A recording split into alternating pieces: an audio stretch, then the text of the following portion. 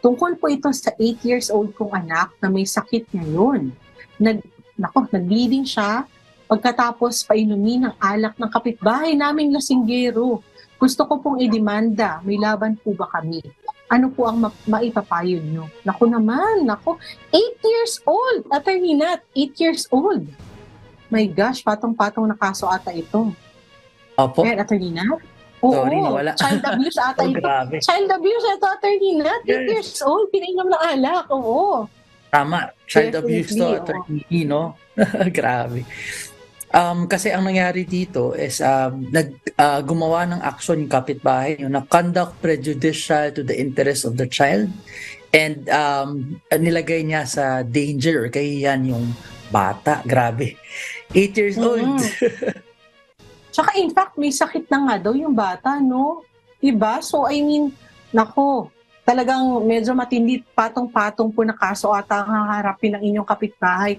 Pero siguro additionally, Atty. Nat, kay Mrs. Lacanilaw, siguro kung may ipa-medical po yung anak, may ipa-medical na po yung anak mo para ma-make sure po na meron tayong documentary requirements din again, no? Kung ano ba yung inyong mga ginastos, sa talagang ano ba yung findings ng doktor, at baka pwede rin mag-execute ng affidavit si Mrs. Lacanilaw, no? Kung ano ba yung nangyaring incident, kung kaya't nag-bleeding yung kanyang anak. Kasi kung ang kanyang tansya yung pagpapainom ng pagpapainom ng alak naman dun sa 8 years old, pwede po mag-execute ng affidavit si Mrs. Lacanilaw o kung sino po yung personal na naka-witness na pinainom nga talaga ng alak ng kapitbahay ang kanyang anak. Tama.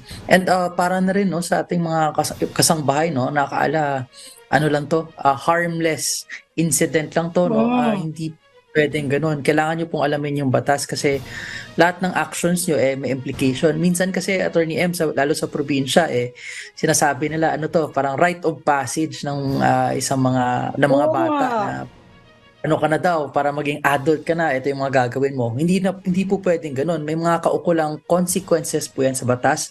At ang child abuse po, may imprisonment. Hindi po joke ang ganyan gawain. Mabigat yan ha. Oo, nako, Attorney Nat.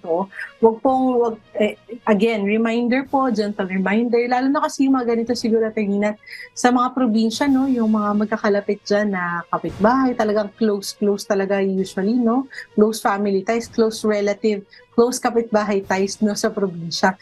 Hindi po pwede yung ganito, no?